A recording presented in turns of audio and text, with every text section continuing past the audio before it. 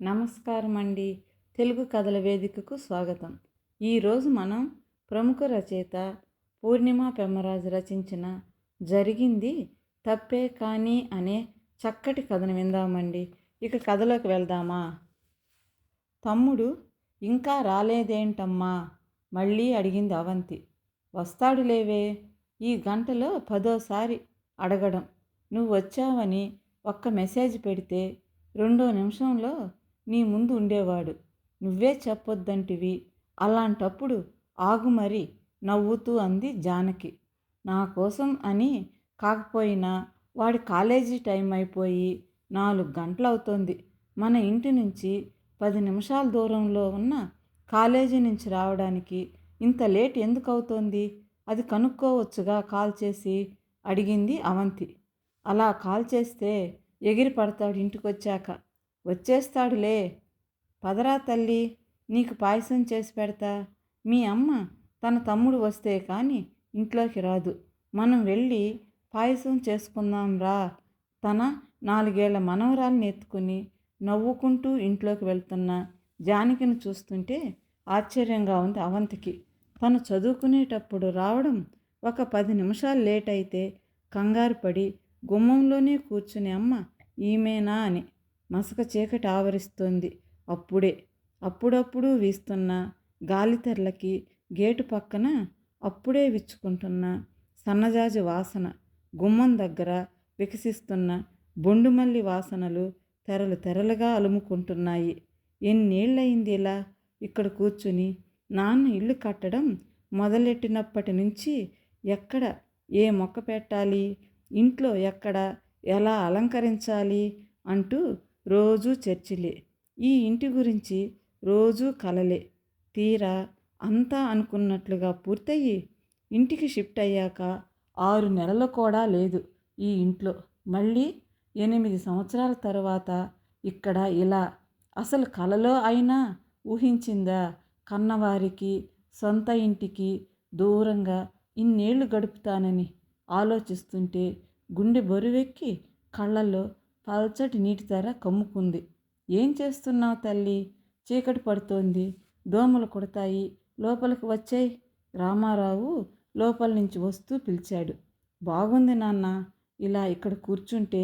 ఎన్నేళ్ళయిందో కదా, అదే తలుచుకుంటున్నా. కానీ అప్పుడు వేసిన మొక్కలన్నీ ఇప్పటికీ అలానే ఉన్నాయి. గార్డెన్ అలైన్మెంటు ఏం మారలేదు. ఆశ్చర్యంగా అంది అవంతి. ఒక్క గార్డెన్ మాత్రమే కాదు తల్లి, నువ్వు గమనించావో లేదో, ఇంట్లో అంతా కూడా నువ్వెలా సర్దావో అప్పుడు ఇప్పటికీ అలానే ఉన్నాయి. చిన్న మార్పు కూడా చెయ్యలేదు. నవ్వుతూనే చెమ్మగిల్లిన కళ్ళని తుడుచుకున్నాడు రామారావు.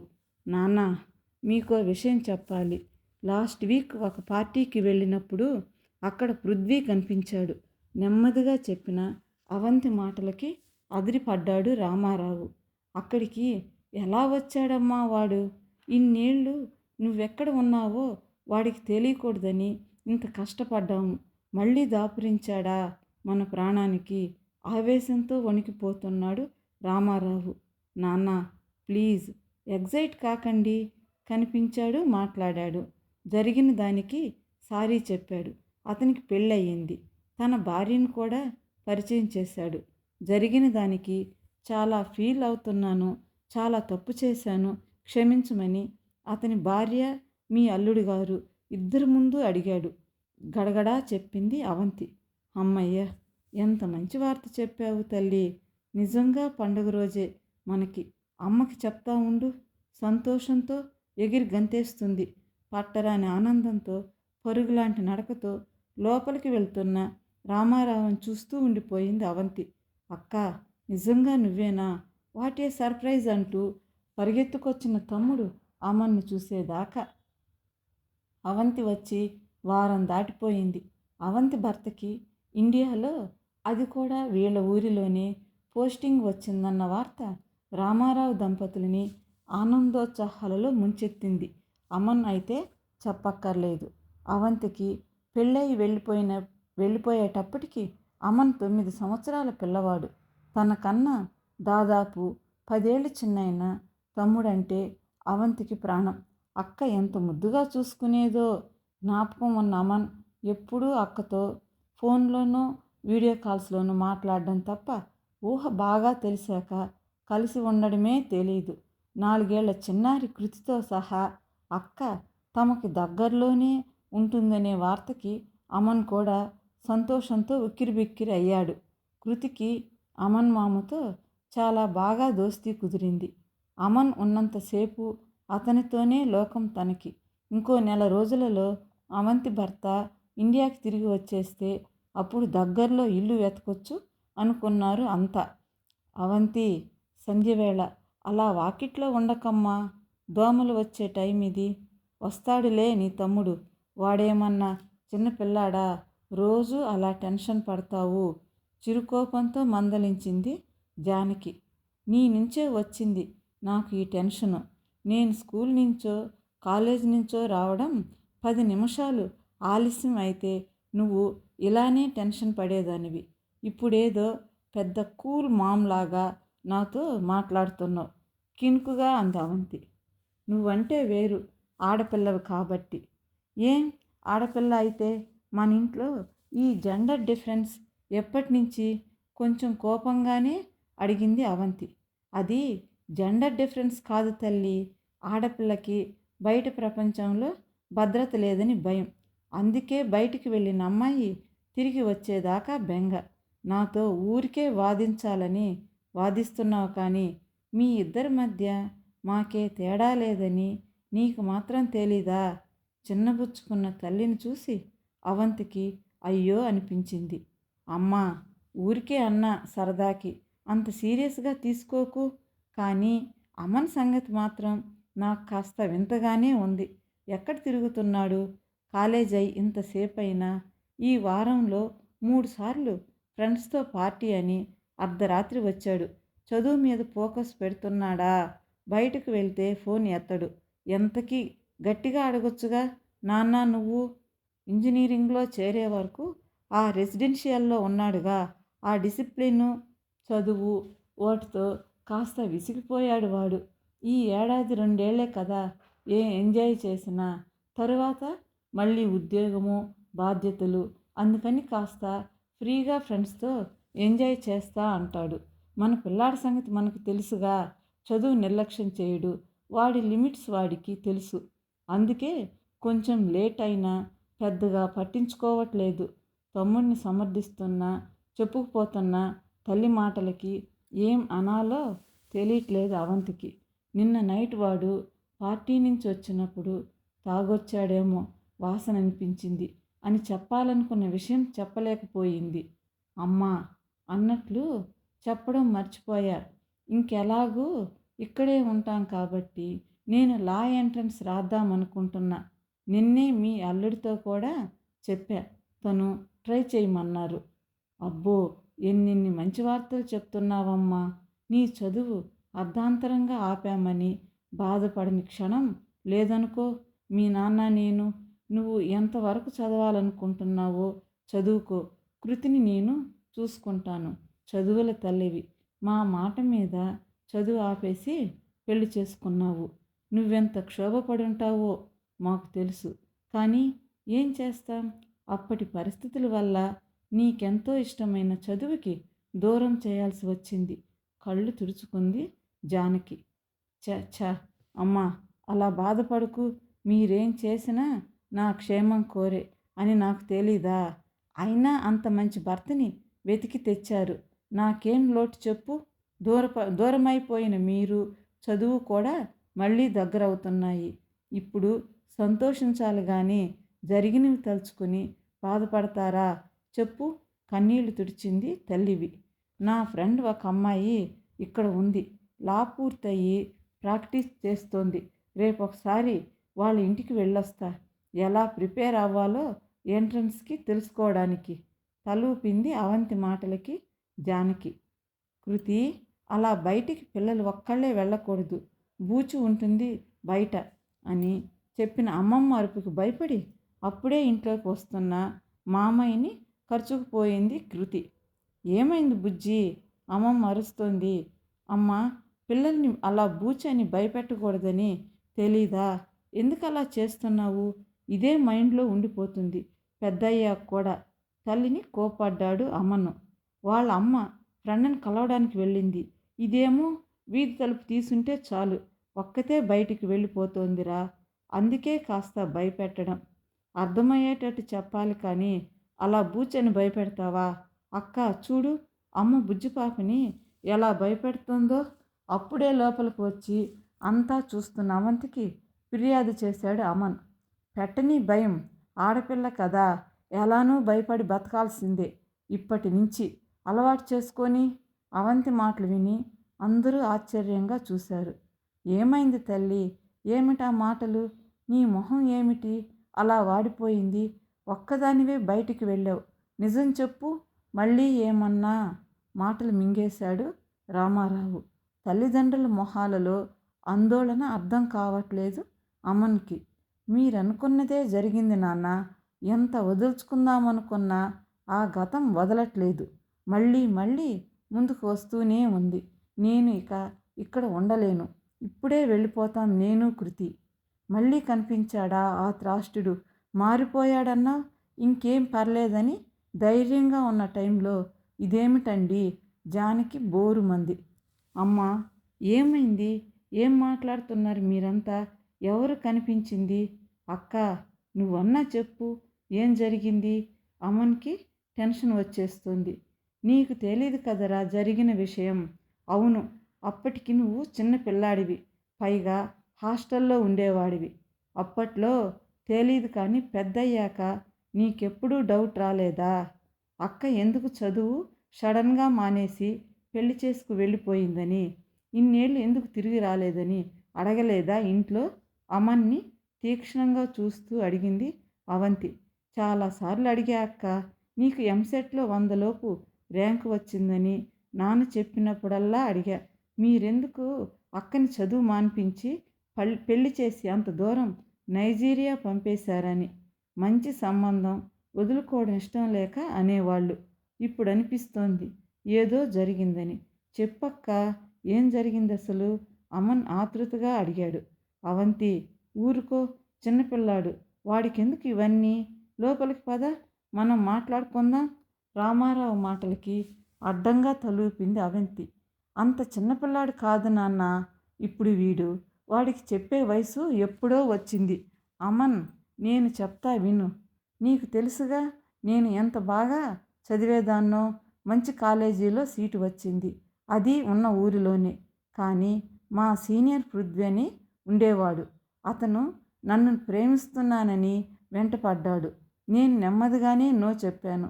నాకు చదువు మీద తప్ప వేరే ఏ ఆలోచన లేదని చెప్పాను. అతను వినలేదు. వెంటపడి వేధించాడు. అతన్నే పెళ్లి చేసుకోవాలని, లేదంటే చంపేస్తా అని బెదిరించాడు. నేను అంతవరకు ఇంట్లో కూడా చెప్పలేదు. అప్పుడు మాత్రం భయపడి చెప్పాను. నాన్నని తీసుకెళ్ళి ప్రిన్సిపాల్కి కంప్లైంట్ ఇచ్చాను. 1 వారం రోజులు సస్పెండ్ చేశారు. వాళ్ళ కుటుంబానికి చాలా పలుకుబడి ఉంది. అంతకన్నా కాలేజీ మేనేజ్మెంట్ ఏం చేయలేదు. కావాలంటే పోలీస్ కంప్లైంట్ ఇవ్వమని సలహా ఇచ్చారు. ఆ రోజు రాత్రే అతను తన ఫ్రెండ్స్ని 4 తీసుకుని ఇంటి దగ్గరికి వచ్చి చాలా గొడవ చేశాడు. చేసుకుంటే అతన్నే పెళ్లి చేసుకోవాలి, లేకపోతే చంపేస్తా అని కత్తి తీసుకొచ్చి బెదిరించాడు. చెప్తూ దీర్ఘంగా శ్వాస తీసుకుంది అవంతి. ఆ గొడవకి అమ్మా నాన్న చాలా భయపడిపోయారు. నేను పోలీస్ కంప్లైంట్ ఇద్దామని ఎంతో బతిమాలాను, కానీ అమ్మ అస్సలు ఒప్పుకోలే. నేనెంత చెప్తున్నా వినకుండా రాత్రికి రాత్రే బాబాయ్ దగ్గరికి ఢిల్లీ తీసుకెళ్ళిపోయారు. అప్పటికే పిన్ని వాళ్ళ బంధువులు మీ బావగారి సంబంధం అడిగారు నా గురించి. నేను చదువుకోవాలని ఒప్పుకోలేదు మొదట్లో. కానీ అమ్మా నాన్న ఎంత భయపడ్డారంటే 10 రోజుల్లో వాళ్ళతో మాట్లాడి పెళ్ళి కూడా ఢిల్లీలోనే చేసేసి అటు నుంచి అటే నన్ను నైజీరియా పంపేశారు. కృతి పుట్టినప్పుడు కూడా మీరే వచ్చారు, కానీ నేను రాకపోవడానికి ఇదే కారణం. వస్తే నాకేదన్నా అవుతుందనే భయంతో అమ్మ ఒప్పుకోలే. అవంతికి దుఃఖం ఆగట్లేదు. అక్క ప్లీజ్ ఏడవకు. అప్పుడు జరిగింది ఏదో జరిగింది. నీకప్పుడు ఎవరూ సపోర్ట్ లేకపోవచ్చు. ఇప్పుడు నేను ఉన్నాను. నువ్వు భయపడకు. నేను చూసుకుంటా. ఈసారి నువ్వు భయపడి వెళ్ళిపోవాల్సిన అవసరమే లేదు. చెప్పు, ఎక్కడున్నాడు వాడు? ఎక్కడ కనిపించాడు? ఆవేశంగా అడిగాడు అమన్. ఫోన్ మెసేజ్ ఉంది, వింటావా అంటూ వాయిస్ మెసేజ్ ఓపెన్ చేసింది అవంతి. ఏమనుకుంటున్నావు నీ గురించి? ఏం చూసుకుని అంత ఎగిరెగిరి పడుతున్నావు? నాలాంటి హ్యాండ్సమ్ గై నిన్ను ప్రేమిస్తున్నా అని అంత బతిమాలుతుంటే అంత ఇగో చూపిస్తావా? ఆడదానివి, నీకే అంత పొగురు ఉంటే మగాడిని నాకెంత ఉండాలే. నాకు గాని తిక్కరేగిందనుకో, ఒక చిన్న యాసిడ్ చుక్క చాలు అందంగా ఉన్నానని తెగ ఫీల్ అవుతున్నావుగా. నీ ముఖం నువ్వే మళ్ళీ చూసుకోలేవు అద్దంలో. ఒక్కటే గుర్తుపెట్టుకో, నీకు ప్రేమ అన్నా పెళ్ళి అన్నా అంటే అది నాతోనే, లేదా నిన్ను చంపి నేను చస్తా. ఆ గొంతు విని అందరూ స్థాణువైపోయారు. ఇది ఇది మన అమన్ గొంతు కదా. గొంతు పెగల్చుకుంటూ అంది జానకి. అక్క, ఇది నీకెలా? అసలేమైందంటే తడబడుతున్న అమన్ చెంప చెళ్ళుమనిపించింది అవంతి. అవంతి, ఏమిటిదంతా? నాకేం అర్థం కావట్లే వణుకుతున్న గొంతుతో అన్నాడు రామారావు. నా ఫ్రెండ్ లాయర్ ప్రీతి దగ్గరకు వెళ్ళాను కదా నాన్న.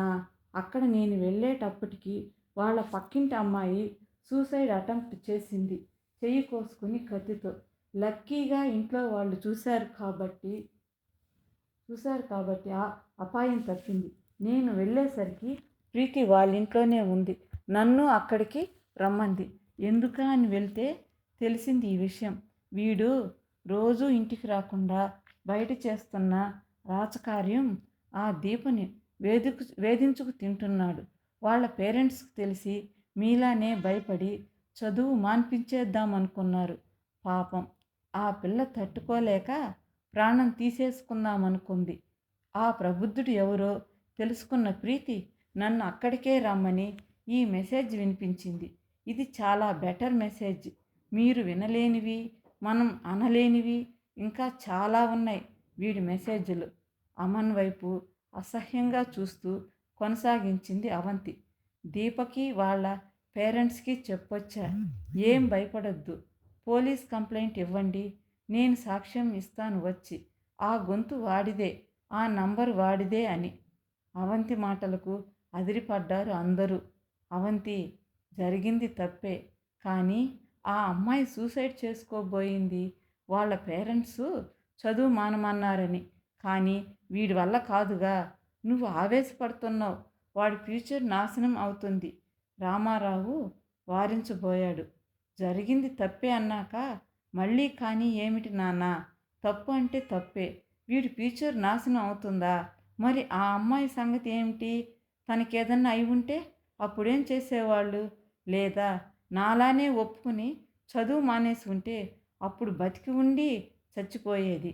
ఇన్నేళ్ళు నేనెలా ఉన్నానో తెలుసా నాన్న మీకు?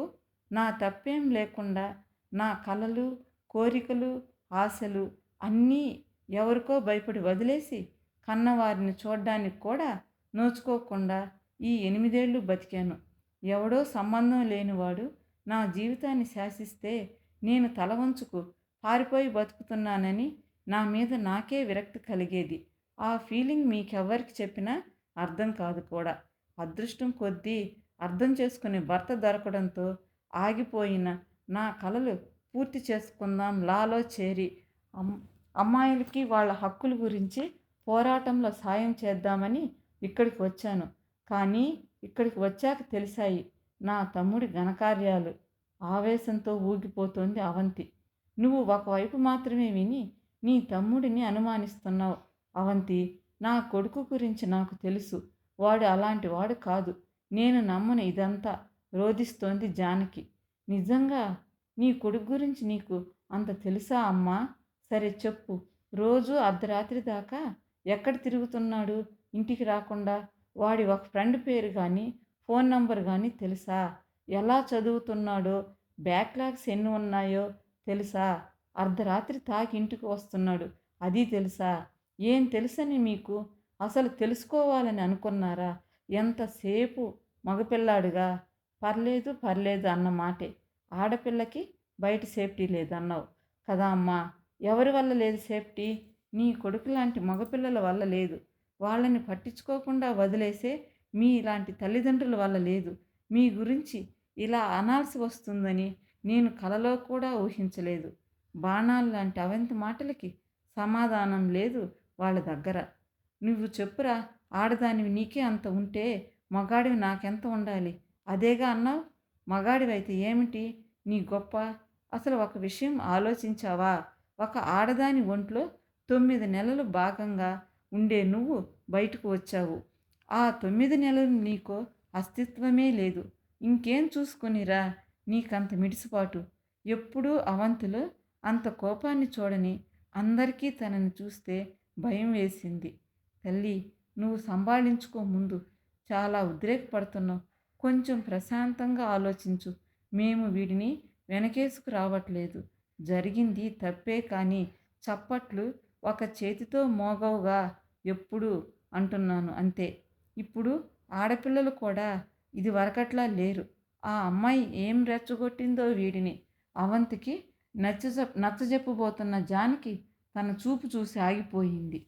చెప్పమ్మా, ఆగిపోయావేం? అమ్మాయి రెచ్చగొట్టి ఉంటుంది, లేదా వాడితో అతి చనువుగా ప్రవర్తించి ఉంటుంది. కాదు, వాడితో మిడ్ నైట్ పార్టీకి వెళ్ళి వాడికి అవకాశం ఇచ్చి ఉంటుంది. చెప్పు, ఆగావేం? కానీ ఒక విషయం గుర్తుపెట్టుకో. పృథ్వీ వాళ్ళ ఇంట్లో కూడా నా గురించి అప్పుడు ఇలానే అనుకుని ఉంటారు. ఒకవేళ ఆ అమ్మాయే నువ్వన్నట్లు రెచ్చగొట్టినా కూడా చంపేయాలా, లేదా ఎందుకు అలాంటి అమ్మాయితో అని వదిలేయాలా? చెప్పు నువ్వు. వాడు మగాడు కాబట్టి వాడికి ఇష్టమైతే ఆ అమ్మాయికి నచ్చే తీరాలి. తనకు వేరే ఆలోచనలు కానీ ఆశయాలు కానీ ఉండకూడదు. ఏరా, అంతేగా? అవసరమైతే చంపేస్తావు, అంతేగా? మరి అలాంటప్పుడు అమ్మాయిలు భయపడడం నేర్చుకోవాలిగా. అప్పుడు నేను భయపడ్డాను, ఇప్పుడు దీప, రేపు కృతి. దాన్ని కూడా రేపెవడో ఇలానే అంటాడు. మర్యాదగా మాట వినకపోతే చంపేస్తా అంటాడు. ఈ మాత్రానికి ఆడపిల్లకి ఇంకెందుకు చదువులు, కోరికలు? ఒక పని చెయ్యి, నువ్వు చంపే కృతిని కూడా. పెరిగి పెద్దయిందంటే దాని మనసు ఎలా ఉంటుందో. అప్పుడు మనసు చంపేదానికన్నా ఇప్పుడే మనిషిని చంపేద్దాం. జరిగింది తప్పే కానీ అనే అవసరమే ఉండదెవరికి. పురిట్లోనే అమ్మాయిని చంపేస్తే. దుఃఖంతో గొంతు పూడుకుపోయింది అవంతికి. అవంతి, ఇంకా మాటలతో చిత్రవద చెయ్యకమ్మా. మేము ఎంత తప్పు చేశామో ఇప్పుడే కాదు అప్పుడు కూడా అర్థమైంది. మమ్మల్ని క్షమించు తల్లి. రామారావు చిన్నపిల్లాడిలా బోరుమన్నాడు. జానకి కొంగులో మొహం దాచుకుంది. అక్క, ప్లీజ్, సారీ అక్క. నిజంగా నేను ఊహించలేదు. అసలు అలా తనని ఏదో చేద్దామని కూడా నేను అనుకోలేదు. బెదిరిద్దాం అనుకున్నా అంతే. ఇలా జరుగుతుందని అనుకోలేదు. నన్ను క్షమించక్క.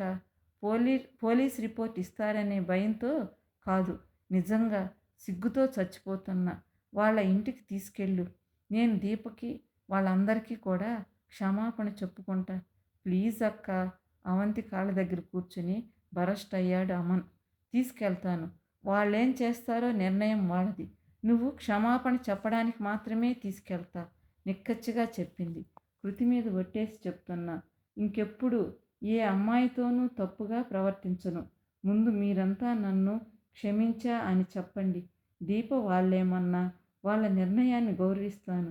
నేను మారా అని మీరంతా నమ్మితే అదే చాలు నాకు. అక్క, ముఖ్యంగా నువ్వు. తన ఒళ్ళో తలపెట్టుకుని కుమిలి కుమిలి ఏడుస్తున్న తమ్ముడిలో మార్పు నిజంగానే వచ్చిందని అర్థమై అవంతి ఆనందంగా నిట్టూర్చింది. కథ సమాప్తమండి. ఈ కథ మీకు నచ్చినట్లయితే ఒక చిన్న లైక్తో ప్రోత్సహించండి. మరిన్ని కథల కోసం నా ఛానల్ని సబ్స్క్రైబ్ చేసుకోండి. మరో అందమైన కథతో మళ్ళీ కలుద్దామండి. ఉంటానండి.